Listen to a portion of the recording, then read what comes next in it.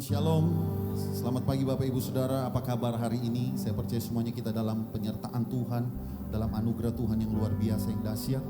Mari hari ini kita persiapkan hati kita, kita mau datang menyembah Tuhan, kita mau datang memuji Tuhan, bersyukur atas kasih dan kebaikan Tuhan yang tidak pernah habis-habisnya dalam kehidupan kita. Mari kita berdoa bersama-sama. Bapa yang baik, kami sungguh bersyukur atas kasih dan setiamu yang tidak pernah habis dalam hidup kami. Engkau selalu hadir dalam setiap musim kehidupan kami. Engkau tidak pernah meninggalkan kami Tuhan. Di tengah-tengah badai, masalah, persoalan, kesulitan yang kami alami, Tuhan selalu ada bersama-sama dengan kami. Dan kini Tuhan, kami mau datang untuk menyembah, memuji Engkau, menaikkan syukur kami atas kasih setiamu yang tidak pernah berkesudahan dalam kehidupan kami. Engkau mengurapi setiap kami pagi hari ini Tuhan. Saat kami menyaksikan Tuhan ibadah ini, kami percaya Engkau menjamah kami, Engkau memuaskan kami, Engkau memenuhi kami dengan kasih-Mu Tuhan. Terpujilah nama-Mu Tuhan, berkaryalah di tengah-tengah kami pagi hari ini Roh Kudus. Dalam nama Tuhan Yesus Kristus kami berdoa. Haleluya. Amin, amin. Terima kasih Tuhan.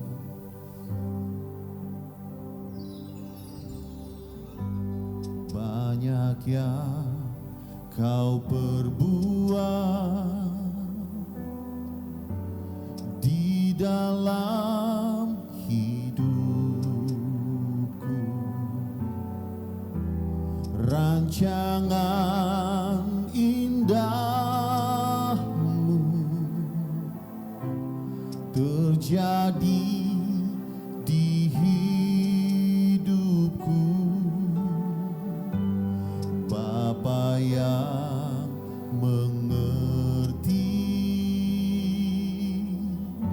segala yang ku perlu, kasih-Mu sempurna nyata dalam hidupku.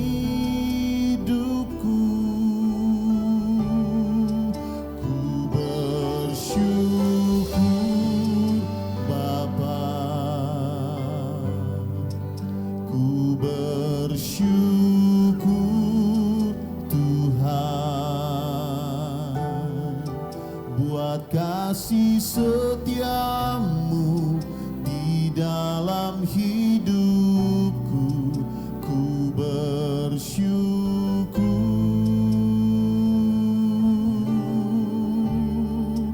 ku bersyukur Bapa. Bersyukur Tuhan buat kasih setiamu di dalam hidupku. Ku bersyukur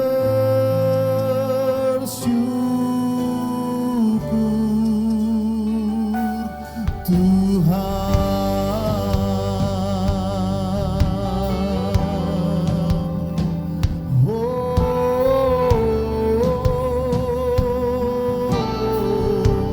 Sama-sama katakan, banyak yang Kau perbuat di dalam hidupku,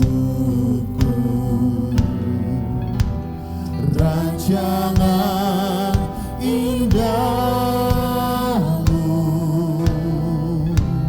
terjadi di hidupku.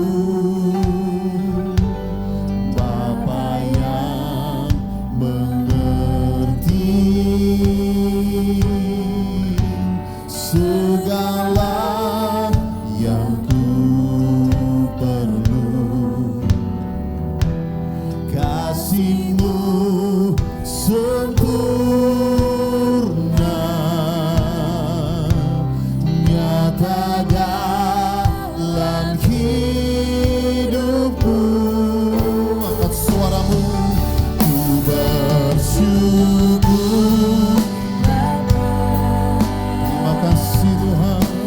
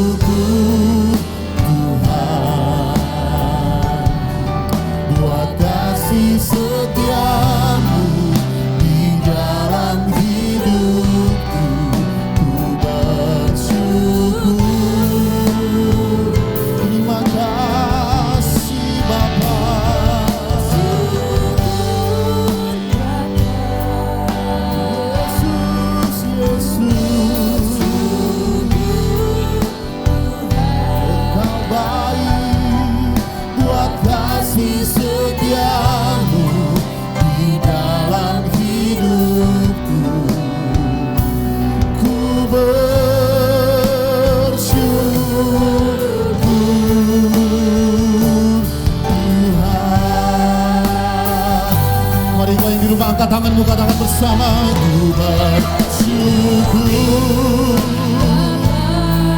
Terima kasih Tuhan.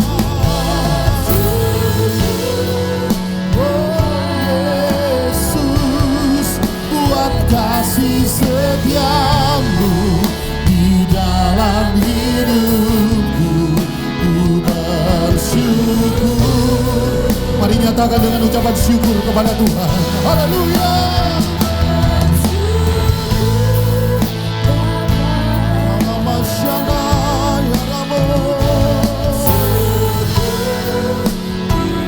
Buat kasih setiamu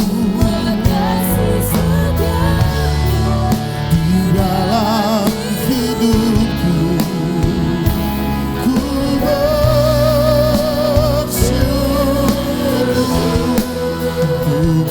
bersyukur Bapa.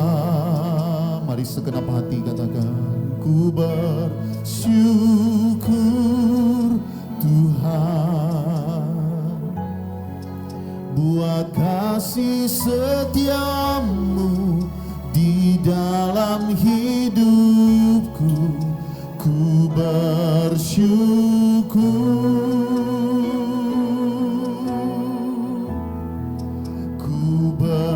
Bersyukur Bapa, ku bersyukur Tuhan buat kasih setiamu di dalam hidupku. Ku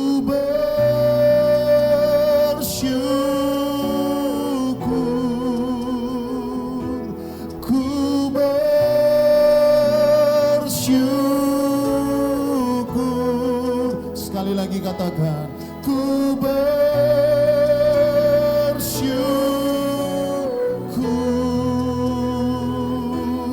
Tuhan.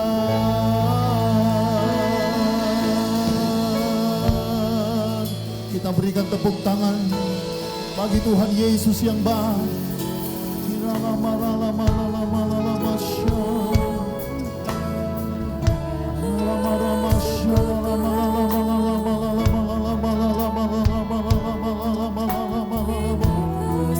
Kami sembah Engkau, ku bersyukur Bapa,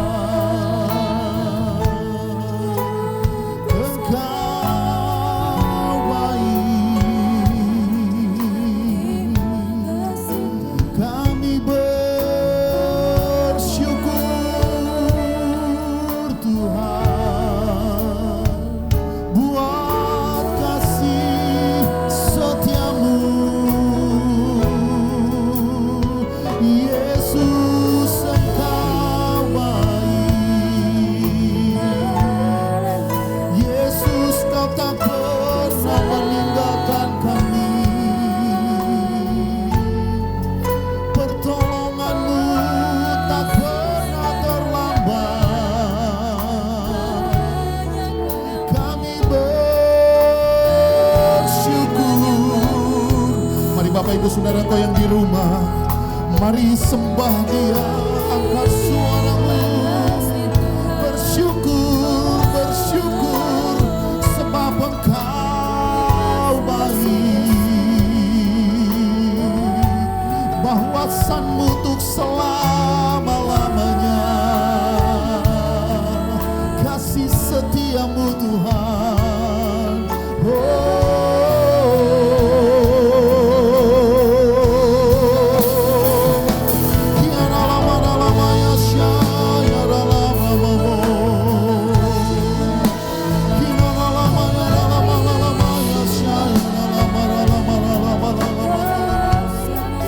Yesus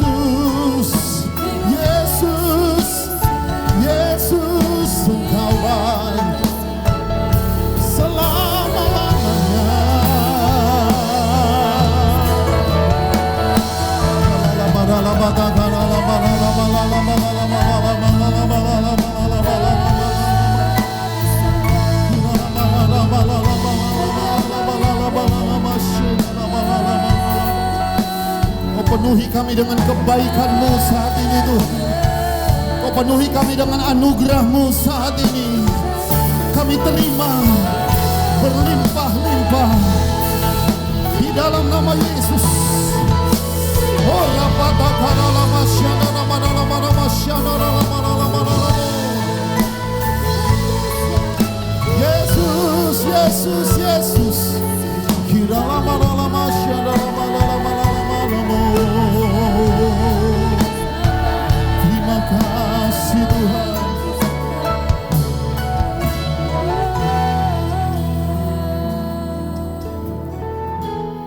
Kau yang layak, Kau yang layak,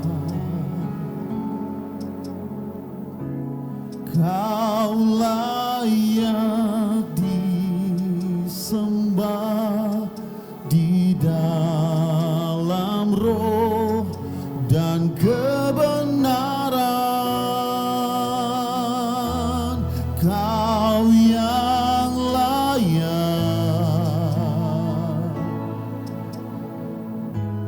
Kau yang layak,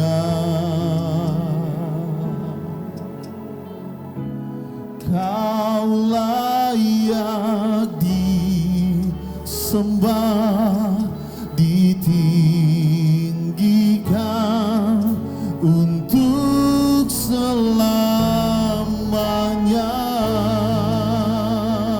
Angkat suaramu, Dia yang layak. Kau yang layak. Amin, amin. Kau yang layak, Kau layak disembah di dalam roh dan kebenaran. Kau yang layak, Kau yang layak, Kau layak disembah, ditinggikan untuk selamanya. Mari angkat tangan kita sama-sama, katakan Kau yang layak,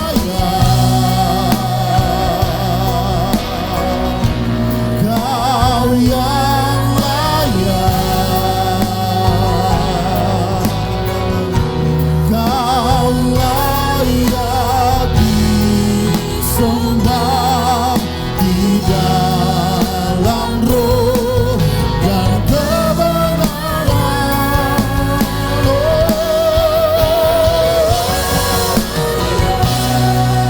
Hanya Yesus yang layak. Amin, amin, amin. Kau layak disembah, ditinggikan untuk selamanya. Kau yang layak ditinggikan, Kau yang layak, Kau yang layak ditinggikan. Hanya Yesus yang layak. Kau yang layak ditinggikan untuk selamanya.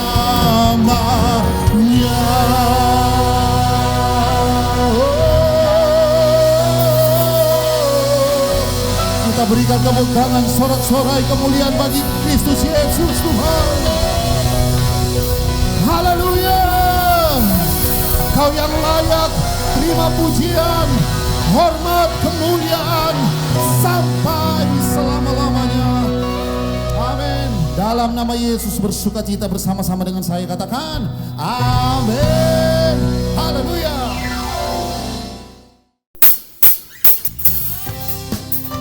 Mari kita bersukacita bersama-sama.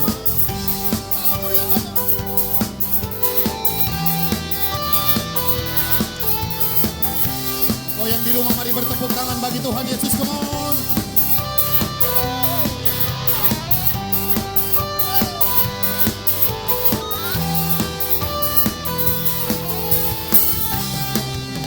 Semua. Segenap hati aku memuji, segenap jiwa aku bernyanyi, karena Roh-Mu ada dalamku, Tuhan. Ku angkat suaraku memuji, ku angkat suara dan bernyanyi, karena Roh-Mu ada dalamku, Tuhan. Mari menari memuji, ungkapkan sukacita ini. Siap, angkat suaramu, kan bersatu dan mulia, ajaib semua kuasa-Mu. Kau terbesar dan mulia, biarlah semua memuji-Mu.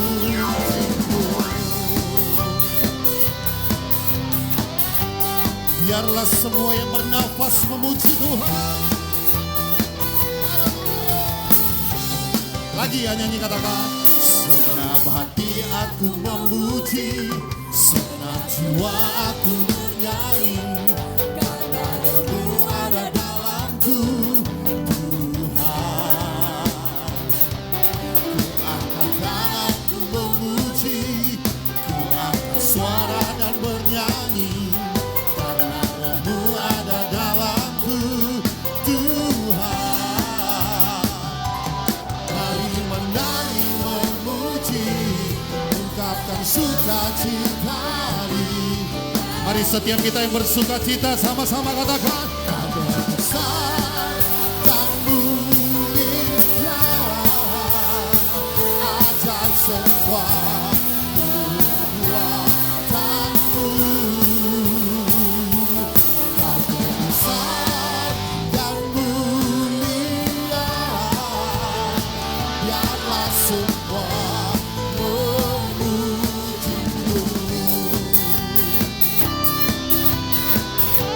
Mari bertepuk tangan bagi Tuhan Yesus.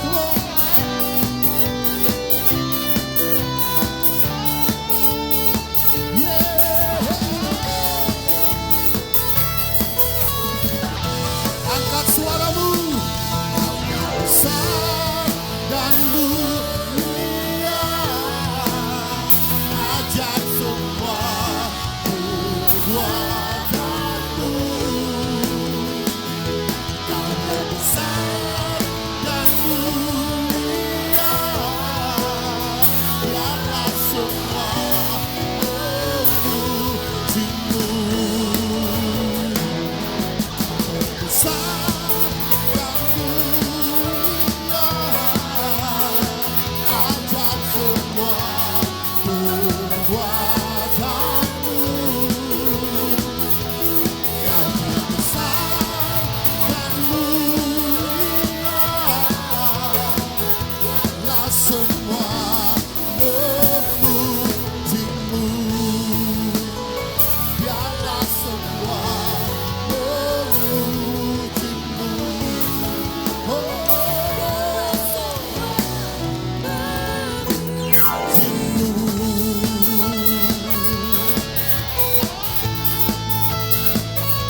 Yesus, Yesus. Kita berikan tepuk tangan lebih dahsyat buat Tuhan Yesus. Haleluya.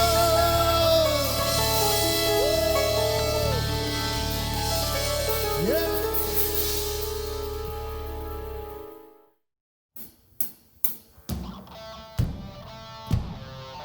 Haleluya.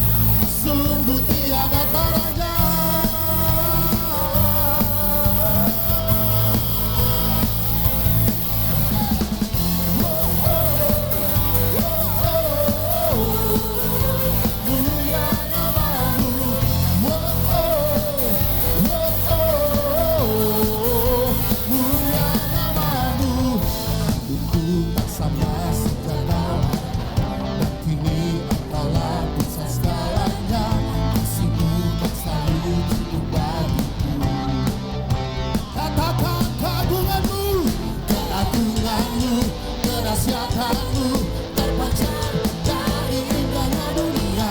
Segala yang ada yang kau ciptakan, karyamu sungguh tiada taranya.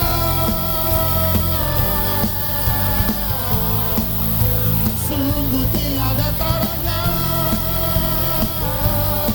Mari yang di rumah serukan sama-sama.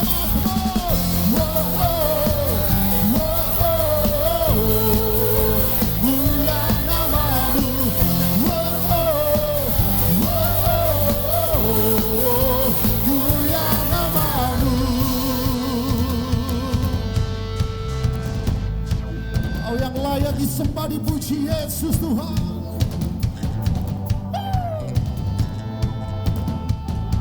To God be the glory for the things He's done.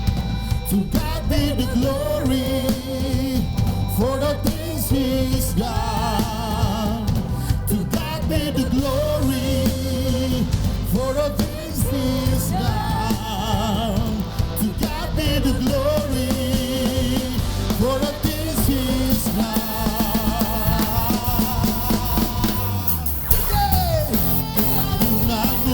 Kedahsyatanmu terpancar dari indahnya dunia. Yesus mulia. Segala yang ada telah kau ciptakan, karyamu sungguh tiada taranya. Kami nyatakan Yesus mulia.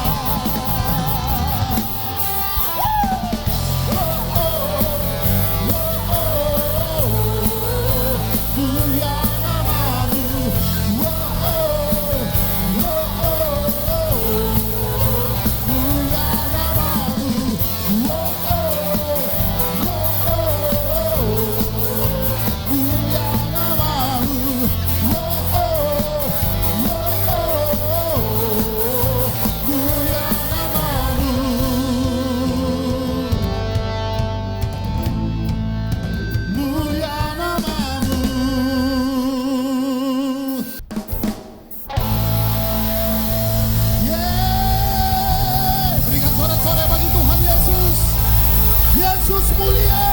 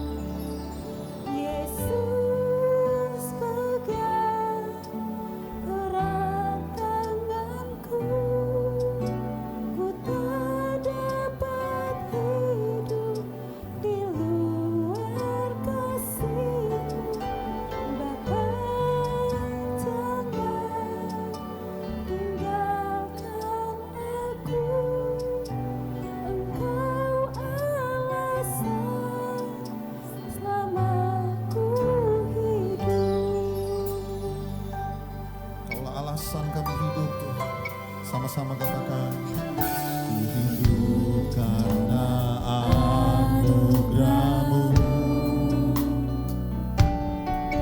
Tiada satu pun dapat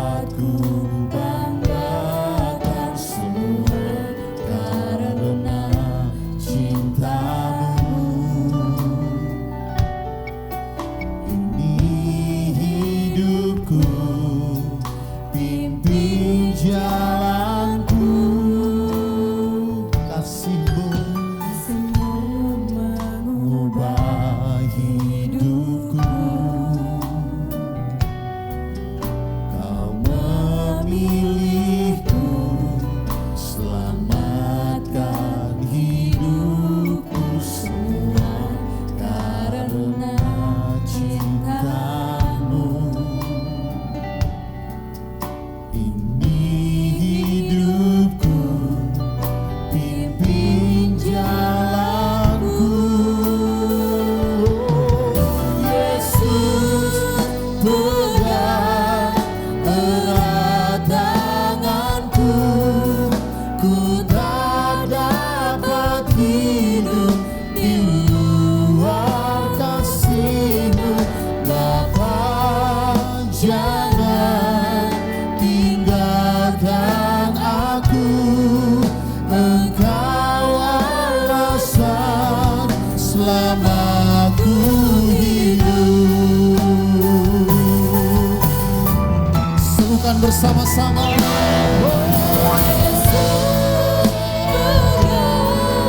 Erat tanganku, ku tak dapat hidup di luar kasih-Mu.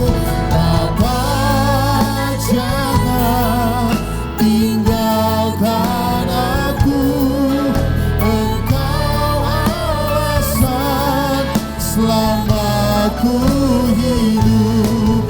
Engkau alasan selama ku hidup. Engkau alasan selama ku hidup. Yesus,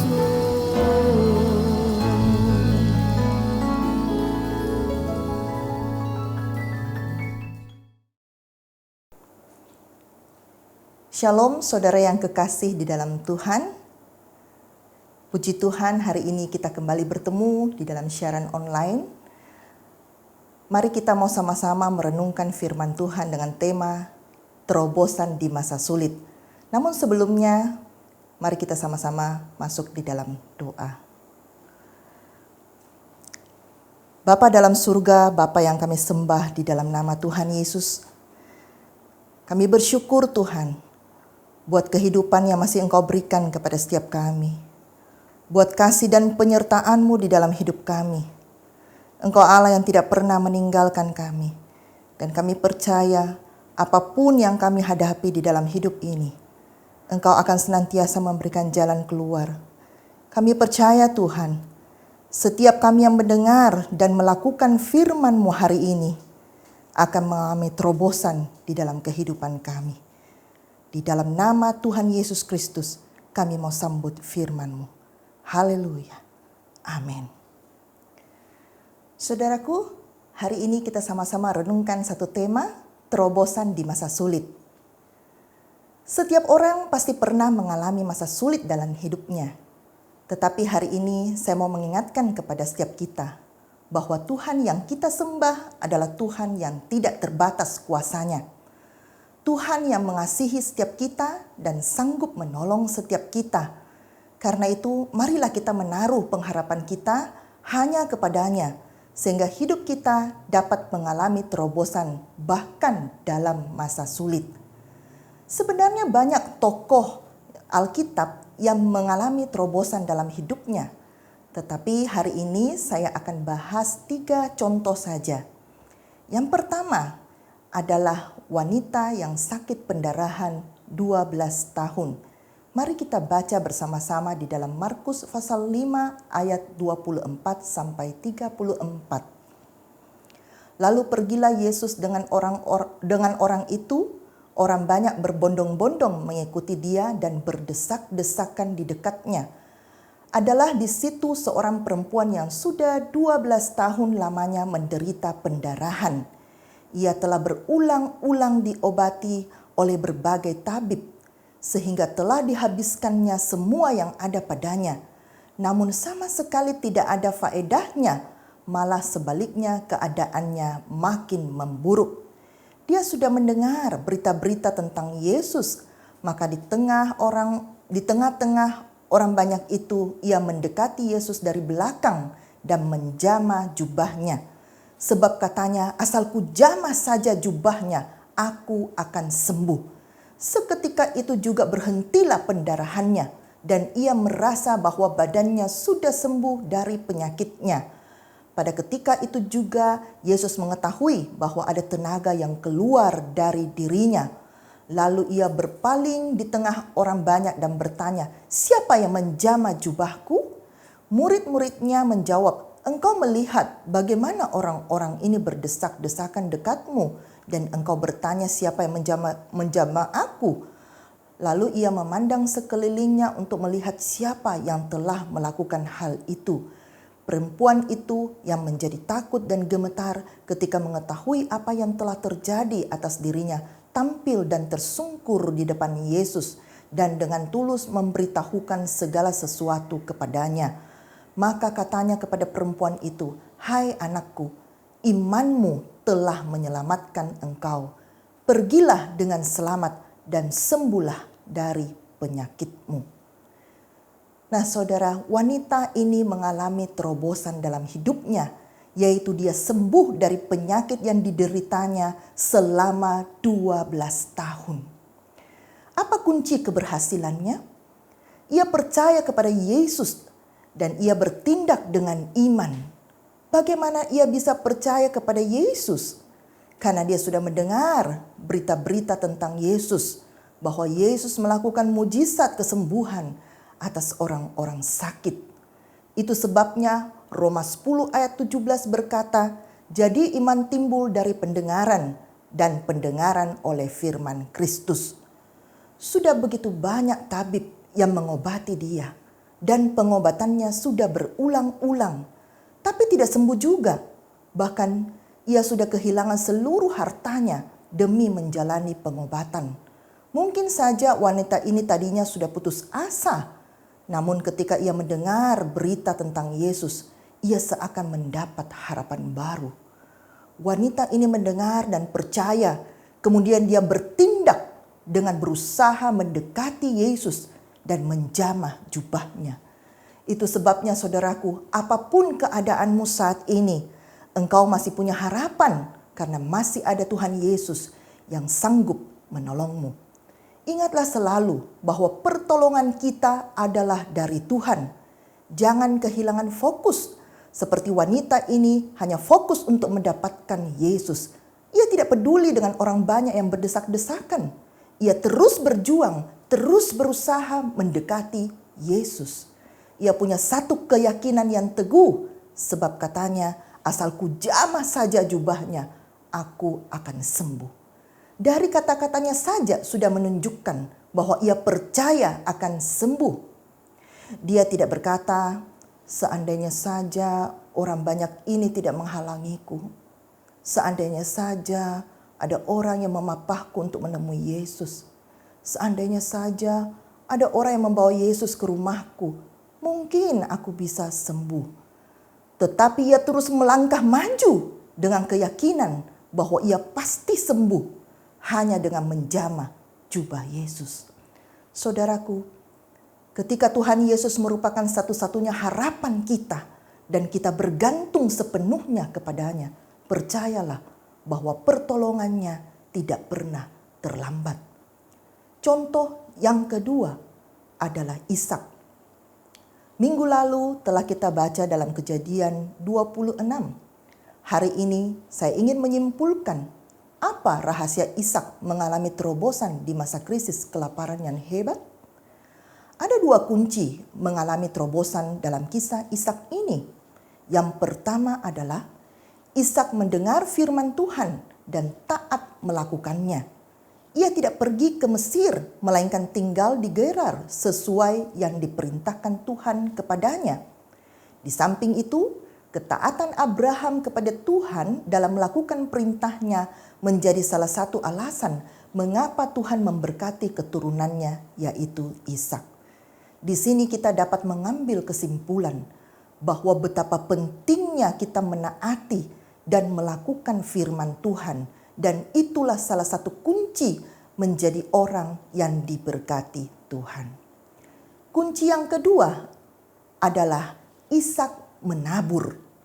Kejadian 26 ayat 12. Maka menaburlah Ishak di tanah itu, dan dalam tahun itu juga ia mendapat hasil 100 kali lipat, sebab ia diberkati Tuhan. Nah, hari ini kita akan belajar tentang menabur. Menabur adalah sebuah tindakan. Menabur di sini juga berarti melakukan sesuatu. Menabur juga bisa diartikan dengan memberi. Ishak menabur, menunjukkan bahwa ia mau berusaha. Ia tidak hanya menunggu kebutuhannya dipenuhi, tapi dia mau berusaha dengan menabur dan bercocok tanam. Dan ternyata usahanya itu diberkati Tuhan. Setiap kita selalu diperhadapkan pada pilihan dalam hidup ini. Apakah mau terus berjuang sekalipun belum berhasil, atau cukup bergantung pada orang lain saja? Sebagai orang yang sudah dewasa, tentu kita ingin menjadi manusia yang mandiri dan bertanggung jawab. Seperti kisah sebuah kepompong yang jatuh ke tanah. Ada seorang pria yang menemukannya dan memperhatikan lubang kecil pada kepompong itu. Pria itu tahu bahwa ada seekor kupu-kupu di dalam kepompong itu yang sedang berjuang untuk keluar dari kepompong itu. Karena pria itu tidak sabar lagi, ia menggunting lubang kecil pada kepompong itu agar kupu-kupu bisa segera keluar dengan mudah. Tetapi apa yang terjadi? Ternyata kupu-kupu itu memang bisa keluar dengan lancar dari kepompong itu. Tapi kupu-kupu itu tidak bisa terbang karena sayapnya tidak dapat mengembang dan ia cacat seumur hidupnya. Pria ini sesungguhnya tidak menyadari akan proses yang harus dilalui kupu-kupu itu. Sebenarnya kupu-kupu itu harus berusaha sendiri untuk keluar dari kepompongnya. Dan dengan usahanya yang keras itu akan memompa sayapnya hingga bisa mengembang dengan sempurna dan akhirnya merobek kepompongnya hingga terbuka. Pria itu telah menggunting kepompong itu sehingga kupu-kupu itu tidak dapat berjuang merobek kepompongnya. Itu berarti sayapnya tidak dapat mengembang dan akhirnya ia tidak akan pernah bisa terbang.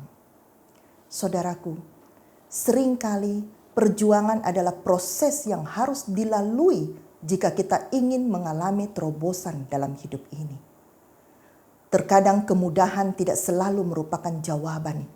Dan kesulitan pun bukan berarti bencana atau akhir dari segalanya.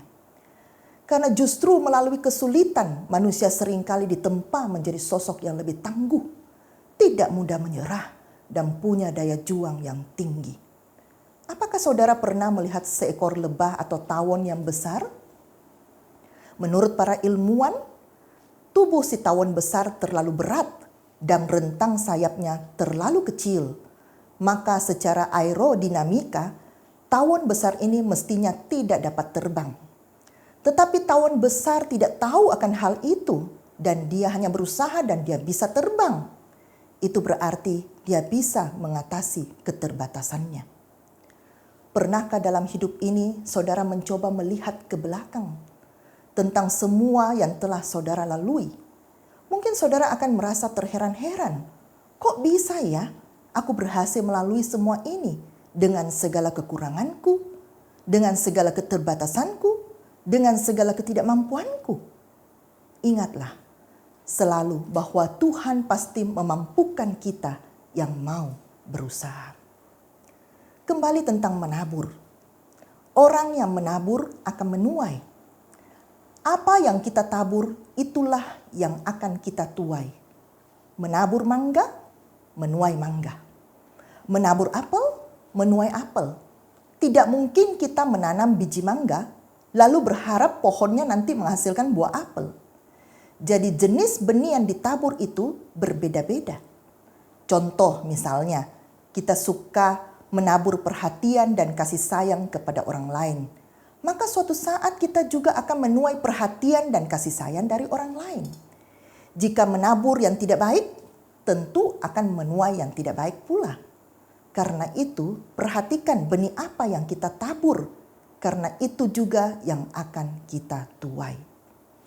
Selain itu, menabur juga dapat diartikan dengan memberi. Kalau sudah bicara soal memberi, sudah banyak orang yang takut. Bahkan ada pula yang marah, seakan-akan mereka dipaksa. Walaupun kenyataannya tidak ada orang yang memaksa atau bermaksud meminta. Semua pemberian haruslah dari kerelaan hati, bukan karena terpaksa. Jadi, jika tidak bersedia, tidak perlu dipaksakan. Dan tidak perlu marah jika melihat ada orang lain yang memberi. Rasul Paulus memberi teladan yang sangat baik dalam hal ini. Kisah Para Rasul 20 ayat 33 sampai 35.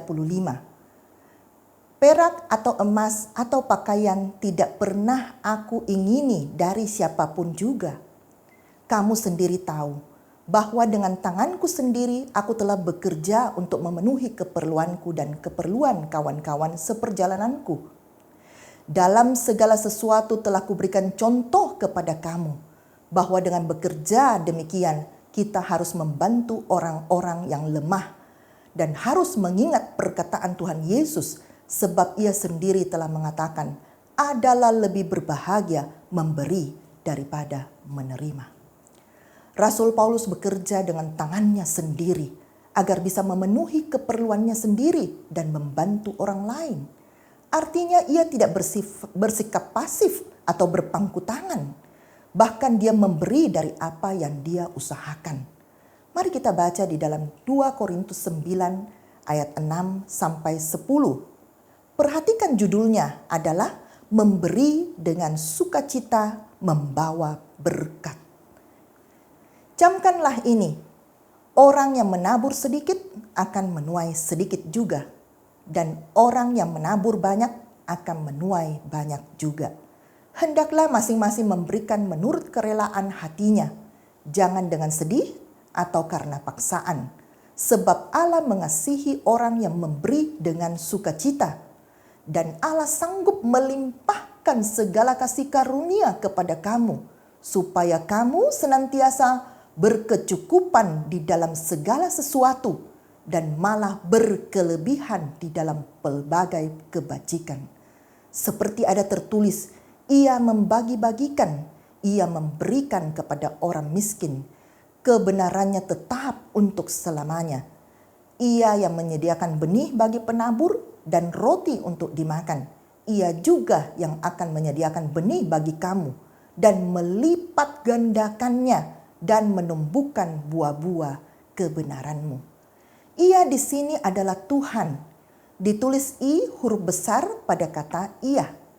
Kita lihat kata kebenarannya ditulis N huruf besar pada kata nya. Jadi Tuhan yang menyediakan benih. Tuhan yang melipat gandakan.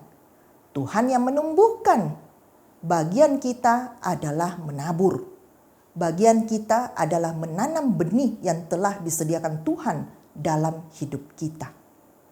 Mother Teresa pernah berkata, jika kamu tidak dapat memberi makan 100 orang, berilah makan 1 orang. Mungkin kita belum bisa melakukan hal-hal yang besar, tapi kita bisa melakukan hal-hal yang sederhana dalam hal memberi. Banyak kisah nyata dan kesaksian anak Tuhan yang menabur. Mereka melalui proses yang sulit sampai akhirnya mereka menuai hasilnya.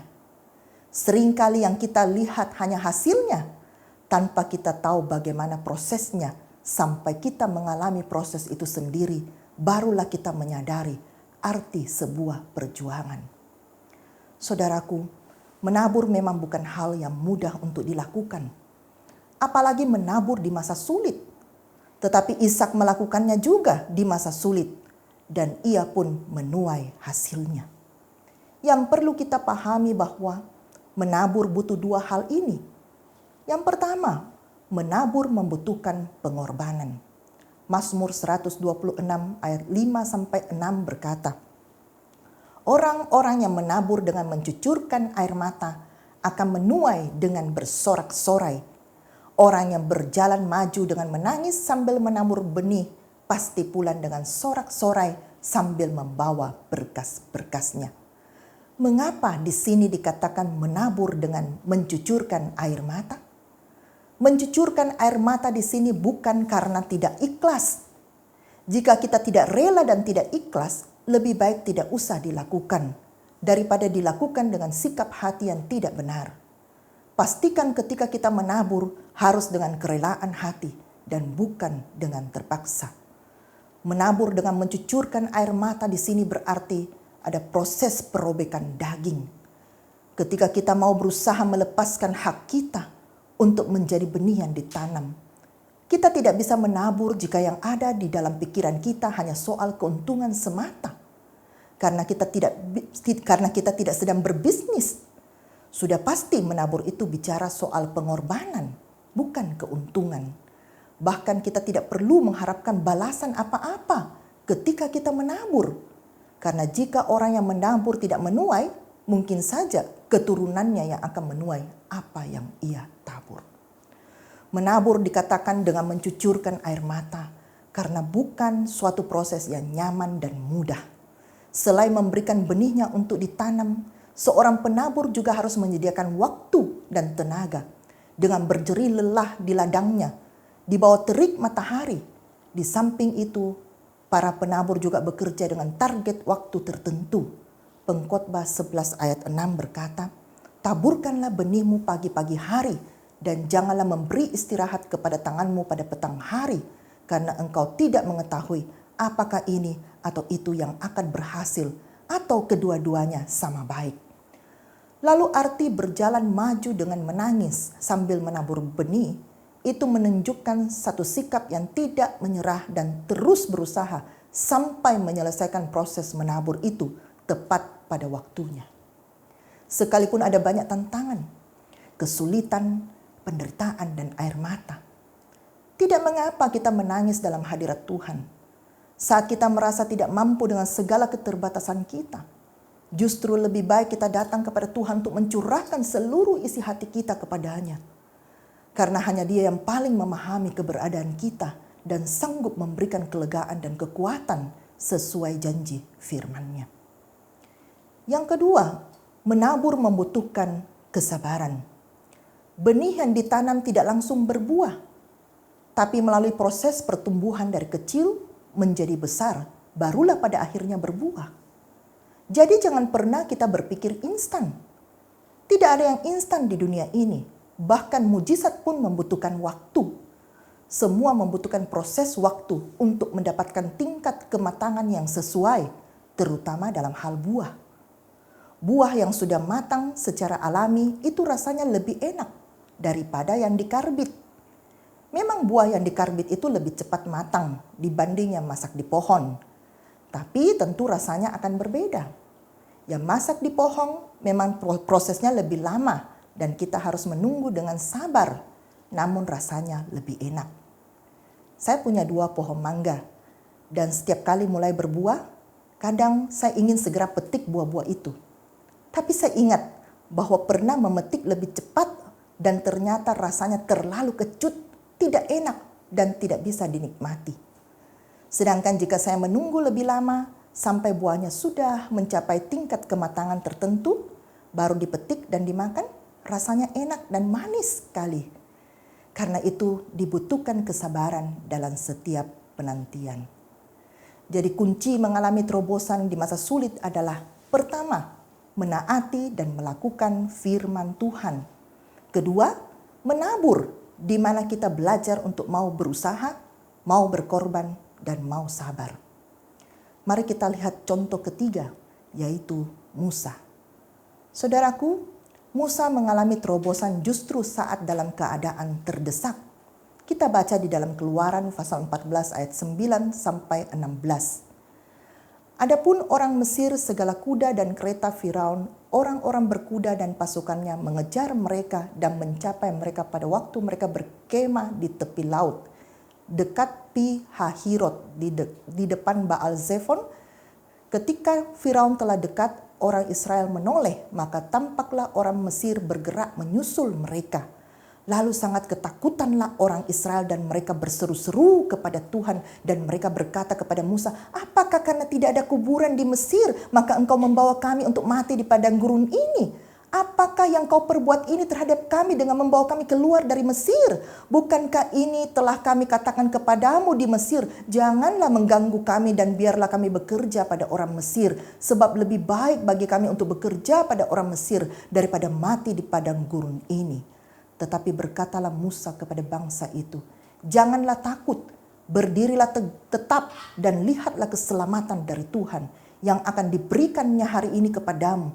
Sebab orang Mesir yang kamu lihat hari ini tidak akan kamu lihat lagi untuk selama-lamanya. Tuhan akan berperang untuk kamu dan kamu akan diam saja. Berfirmanlah Tuhan kepada Musa, mengapakah engkau berseru-seru demikian kepadaku? Katakanlah kepada orang Israel supaya mereka berangkat, dan engkau angkatlah tongkatmu dan ulurkanlah tanganmu ke atas laut dan belahlah airnya sehingga orang Israel akan berjalan dari tengah-tengah laut di tempat kering.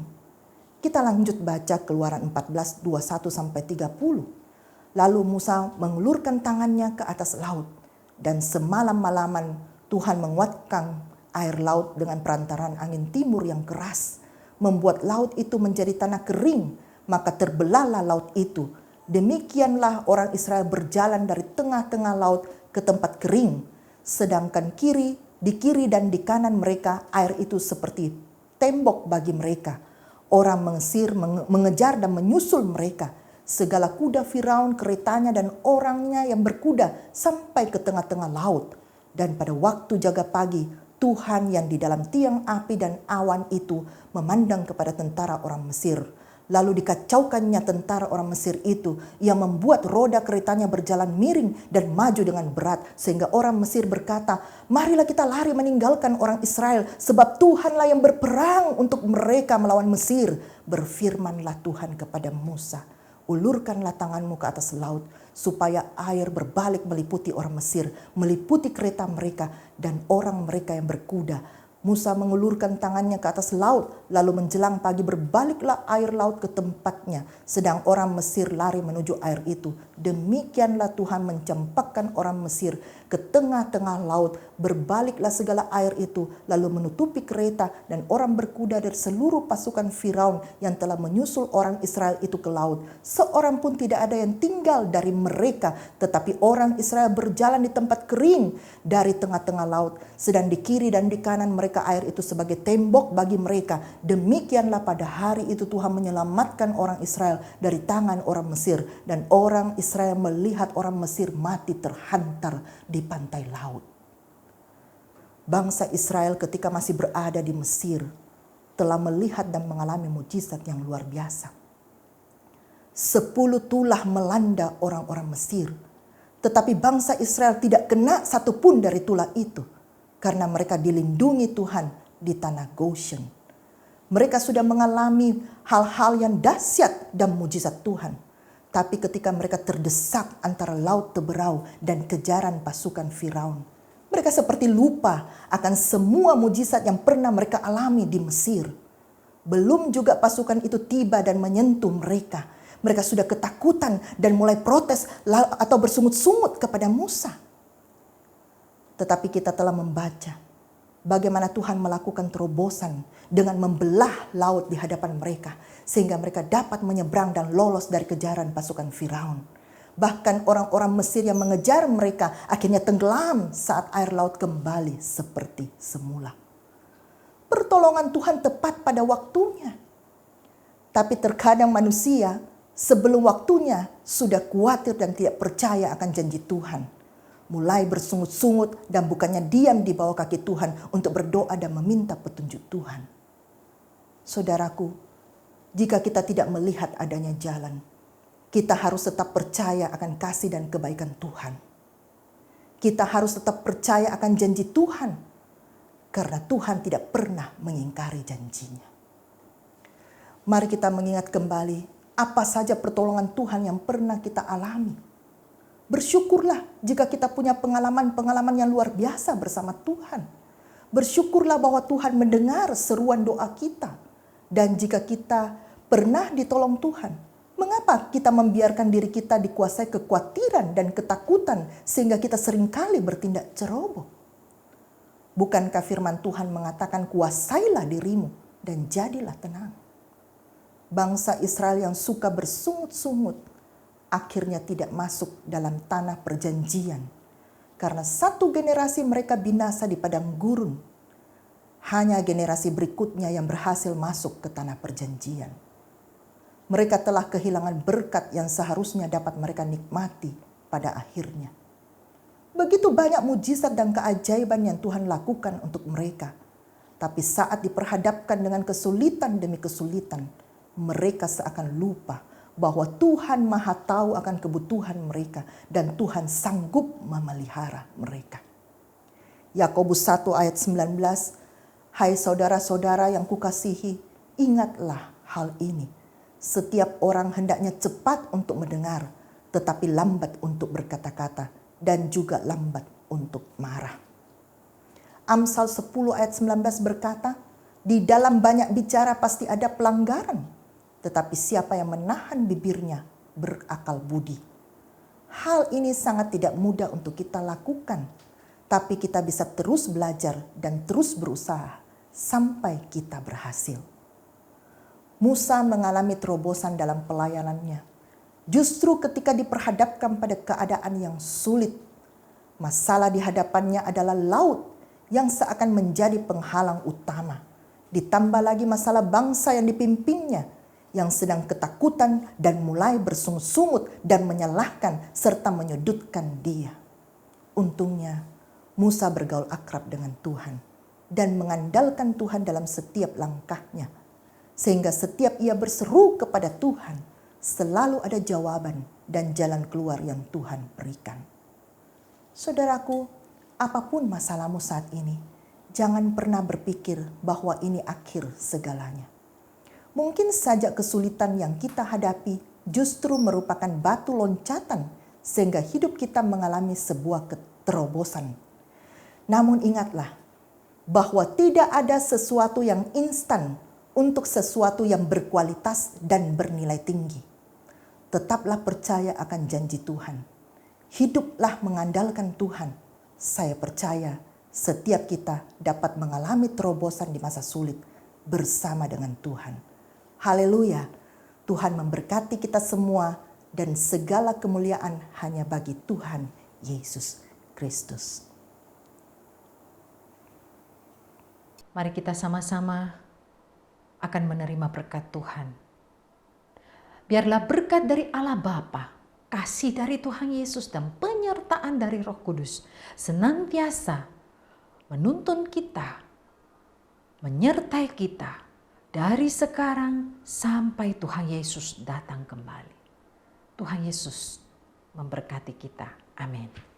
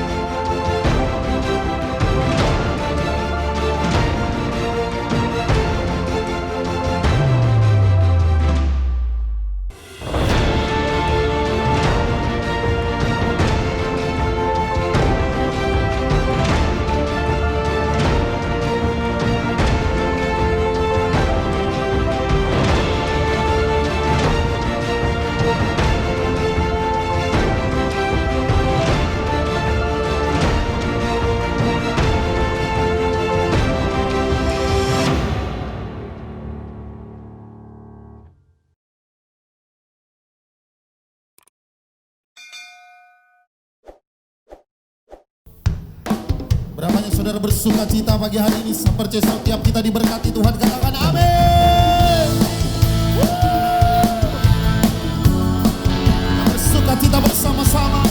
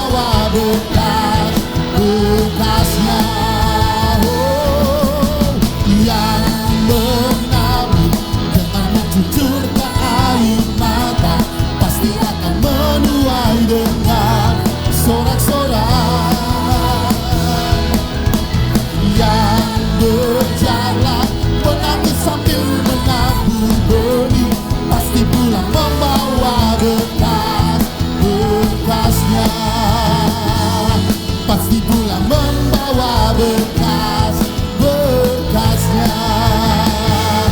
Pasti pulang membawa berkas-berkasnya.